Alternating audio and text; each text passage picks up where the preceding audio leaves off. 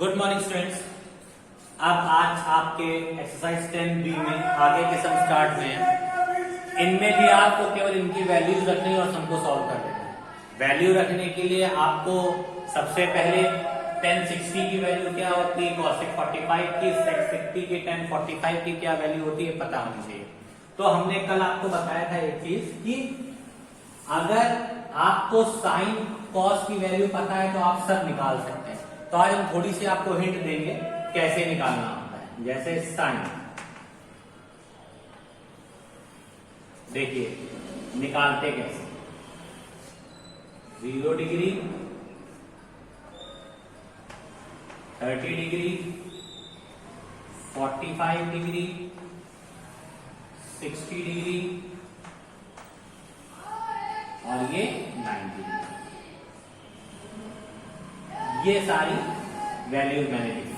याद रखिए साइन 0 की वैल्यू 0, साइन 30 की 1/2, साइन 45 की 1/√2, साइन 60 की √3/2, साइन 90 की 1।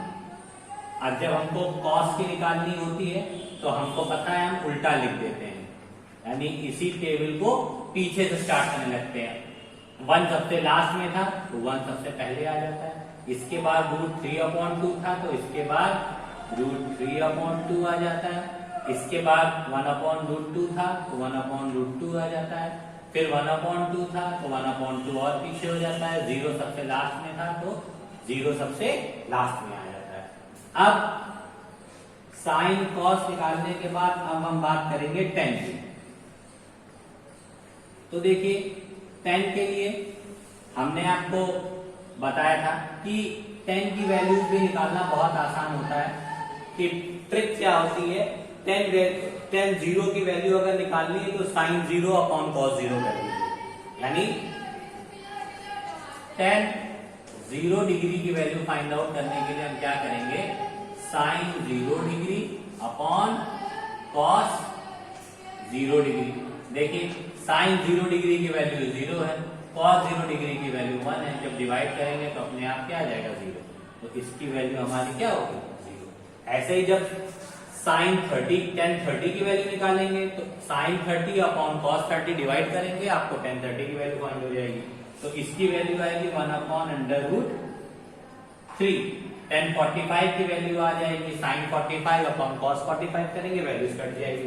tan 60 की वैल्यू आ जाएगी √3 और tan 90 की वैल्यू आ जाएगी इनफाइनाइट। ठीक है, अब इनफाइनाइट क्यों आ जाएगी ये थोड़ा सा समझ लीजिएगा। जैसे हमको अगर tan 90 की वैल्यू फाइंड आउट करनी है तो यहाँ पे 90 लिख लीजिए। तो यहाँ आ जाता है sin 90, यहाँ पे आ जाता है cos 90। sin 90 की वैल्यू तो होती है 1 और cos 90 की वैल्यू है 0। अब जब कभी भी 0 का डिवाइड कभी भी किया जाता है डिजिट में, जब कभी भी 0 हर में होता है यानी 0 का डिवाइड करते हैं डिजिट में, तो वैल्यू हमेशा इनफाइनाइट यानी अनंत आती है। 0 अगर ऊपर है तो 0 आएगी, पर अगर 0 कभी अपॉन में आ गया डिवाइड करेंगे तो वैल्यू अनंत आएगी। अब ये 3 वैल्यू से हम आपको धीरे धीरे सबकी वैल्यू निकालना बता रहे हैं। जैसे tan 60 की वैल्यू अपने आप क्या हो गई √3। तो मैंने tan 60 की जगह पे √3 रख दिया इंटू cosec 45। cosec 45 क्या होता है याद रखिए, हम यहां पे करके आपको दे रहे हैं, ये रफ कर रहे हैं और स्टेप बताते जा रहे हैं। जैसे cosec 45 की वैल्यू निकालनी है तो हमको पता है cosec 45 डिग्री इक्वल्स टू होगा 1/sin 45 डिग्री, क्योंकि cosec theta equals to 1/sin theta होता है। मैंने फॉर्मूले में आपको लिख के दिया। तो 1 sin 45 की वैल्यू क्या है 1/√2, √2 ऊपर चला जाएगा तो cosec 45 की वैल्यू कितनी आ जाएगी √2। तो cosec 45 की जगह क्या लिखते हैं हम लोग √2 का होल स्क्वायर प्लस sec 60। अब देखिए sec 60 की वैल्यू क्या होगी, हम जानते हैं, क्या जानते हैं कि sec थीटा इक्वल टू होता है 1/cos थीटा। तो अब थीटा की जगह हमारा 60 दे रखा है, तो sec 60 is equal to 1 upon cos 60 degree होगा। तो 1 अपॉन cos 60 की वैल्यू क्या है?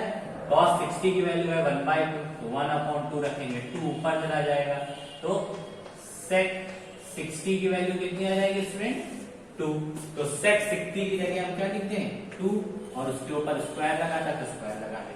और tan 45 की वैल्यू अपने आप हमको पता है 1, तो tan 45 की वैल्यू हम क्या रखते हैं? 1। ये मैंने वैल्यू रख दी, √3 एज इट इज रहा, √2 का स्क्वायर अंडर √4 प्लस 4 इंटू 1, तो यहां आ गया √3 इंटू 4 का अंडर रूट हो गया 2 प्लस 4, यानी 2 अंडर √3 प्लस 4। इसको जब 2 कॉमन लेंगे इससे तो √3 प्लस 2, ये आपका हो गया स्टूडेंट आंसर। तो स्टूडेंट ये पहला क्वेश्चन था, इसको आप लोग साफ साफ नोट कर लीजिए। वैल्यूज निकालना धीरे धीरे आप सीख जाएंगे। अभी आपको ये 3 टेबल की वैल्यू तैयार करनी है। पहला क्वेश्चन नोट कर लीजिए। अब मैं टेबल रख नहीं करूंगा और आगे के क्वेश्चंस को बताऊंगा, तब तक आप पहला क्वेश्चन नोट कर लीजिए।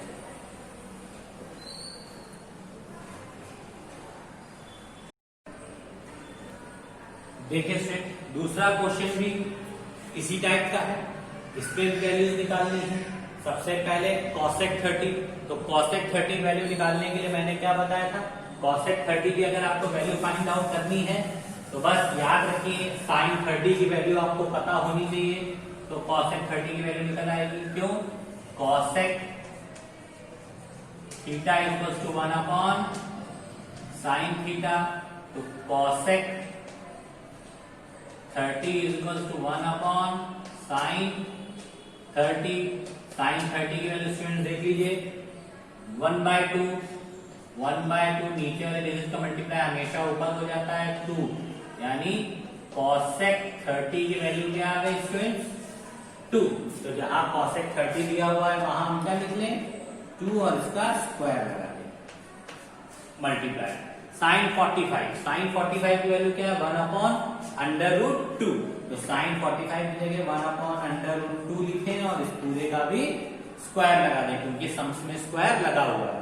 फिर माइनस sec स्क्वायर 60। अब sec 60 की वैल्यू कैसे फाइंड आउट करेंगे? बस याद रखिए इसमें भी क्या कि sec theta is equal to 1 upon क्या होता है हमारा? cos theta. तो हमें sec 60 डिग्री की वैल्यू फाइंड आउट करनी है, तो 1 अपॉन cos 60 डिग्री। तुरंत cos 60 की वैल्यू देखिए क्या है? cos 60 की वैल्यू है 1 अपॉन 2। 1 अपॉन 2 रखिए, 2 का मल्टीप्लाई ऊपर हो जाएगा, यानी sec 60 की वैल्यू भी कितनी आ गई? केवल और केवल 2। तो sec 60 की जगह भी 2 लिख दीजिए और स्क्वायर लगा हुआ है, इसलिए हम इस पे भी क्या लगा देते हैं? स्क्वायर लगा देते हैं। ठीक है, कोई दिक्कत नहीं स्टूडेंट्स। अब ओपन करिए, 2 2 जा 4 into 1 upon root 2 into 1 upon root 2, 1 upon root 4 minus 2 2 जा 4। अब 4 इंटू रूट 4 की वैल्यू 2 होती है, माइनस 4, 2 1 जा 2, 2 2 जा 4, तो क्या आ गया आपका? 2 minus 4 is equal to minus का 2। तो इसका क्या आंसर हो गया स्टूडेंट? माइनस का 2। कैसे फाइंड आउट किया? cosec 30 की वही वैल्यू होगी जो sin 30 की होगी, तो sin 30 की वैल्यू रख के फाइंड आउट कर लिया हमने। cosec 30 की वैल्यू क्या आ गई? 2। sin 45 की 1 अपॉन रूट 2 होती। sec 60 की वो वैल्यू होगी जो अपॉन में cos 60 की होती है, तो cos 60 की वैल्यू रखी, वैल्यू होती 1 अपॉन 2, चेंज कर लिया और ये आपका आंसर आ गया। ये माइनस का क्यों आया? कि जब 2 में से 4 सब्ट्रैक्ट करेंगे तो माइनस का 2 आएगा, क्योंकि plus minus minus, but we always put the sign of greater. Okay student, ये दूसरा क्वेश्चन भी हो गया, इसको भी आप लोग नोट डाउन कर लीजिए। अब लास्ट क्वेश्चन है वो मैं बताता हूं, जिससे आपके टोटल 6 सम्स कंप्लीट हो जाएंगे, कल 3 और आज 3।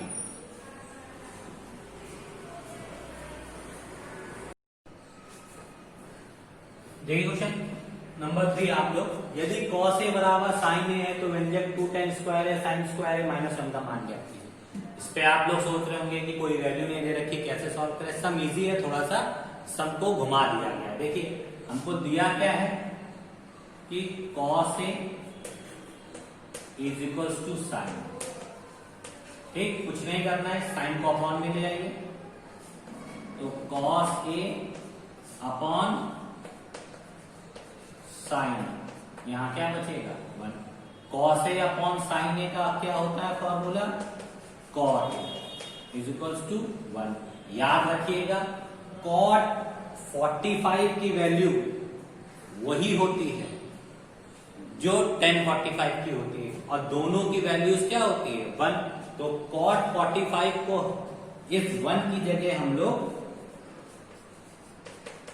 cot 45 लिख सकते हैं। ठीक है, हमेशा याद रखिएगा, क्योंकि cot 45 की वैल्यू भी 1 होती है और tan 45 डिग्री की भी वैल्यू 1 होती है। तो इसमें cot कट गया, तो a इक्वल टू कितना आ गया 45।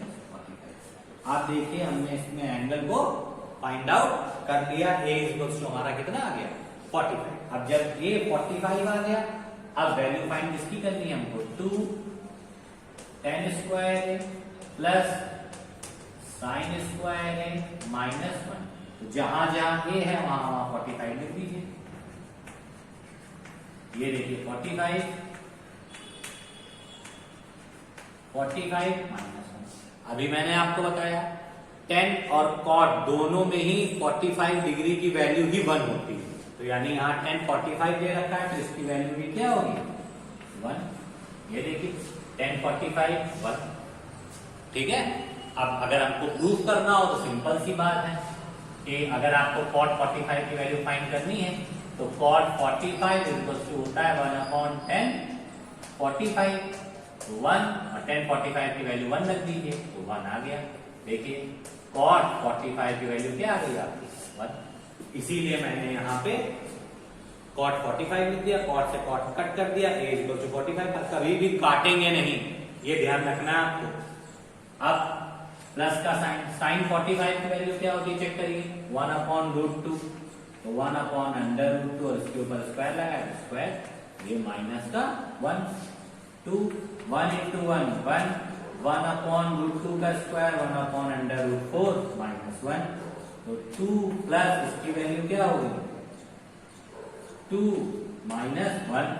अब देखिए इस 2 से इस वाले 1 को सब्ट्रैक्ट कर दीजिए,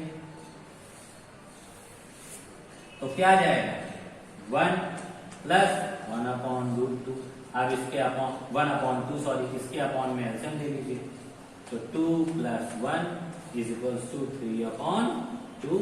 ये हमारा हो गया क्या स्टूडेंट, ठीक है स्टूडेंट। ये सम थोड़ा सा देखने में अजीब था, पर ऐसा कुछ नहीं था जो आप लोग इस तरीके से ना कर सकते थे, किसी भी तरीके से कर सकते थे। और एक तरीका और भी था, जैसे यहाँ पे cos A और sin A दोनों की वैल्यू इक्वल है, तो दोनों भी याद रखिएगा 45 डिग्री पे इक्वल होते हैं। देखिए sin 45 की वैल्यू 1 अपॉन √2, cos 45 की वैल्यू भी 1 अपॉन √2। तो चाहे तो आप डायरेक्टली स्टेटमेंट के साथ लिख सकते हैं क्या, sin और cos के मान 45 डिग्री के कोण पर ही समान होते हैं, अतः यहाँ कोण A बराबर 45 होगा। तो आपका ये भी काम, इतना काम भी आपको नहीं करना पड़ेगा। तो आप चाहे तो दिखा के करिए या अदरवाइज एक स्टेटमेंट लिख दीजिए कि चूंकि cos A और sin A बराबर दे रखा है, ये केवल 45 डिग्री के कोण पर ही संभव है, क्योंकि 45 डिग्री के कोण पर ही cos और sin दोनों के मान समान होते हैं। ये देखिए आपके सामने इसका प्रूफ है ये। तो A बराबर 45 डिग्री, इतनी स्टेटमेंट में लिख देना, फिर जहां जहां A है वहां 45 कर दीजिए और सबको सॉल्व कर लीजिए, तब भी आंसर आपका आ जाएगा। तो ओके स्टूडेंट्स, तो मैंने आज आपको 3 सम्स बताए, कल 3 बताए थे, 3 3 6 सम्स कंप्लीट हो गए, और कोशिश करूंगा कल भी आपको 3 से 4 सम बता के एक्सरसाइज कंप्लीट करा दूं। और कुछ भी नहीं समझ में आया तो आप लोग प्लीज मैसेज या कॉल के थ्रू पूछिए जरूर, जिससे टिग्नोमेट्री सेक्शन आपका बिल्कुल क्लियर हो सके। ये नेक्स्ट ईयर के लिए भी इंपॉर्टेंट है और 9, 10, 10th के लिए भी इंपॉर्टेंट है। Okay student, thank you and have a nice day.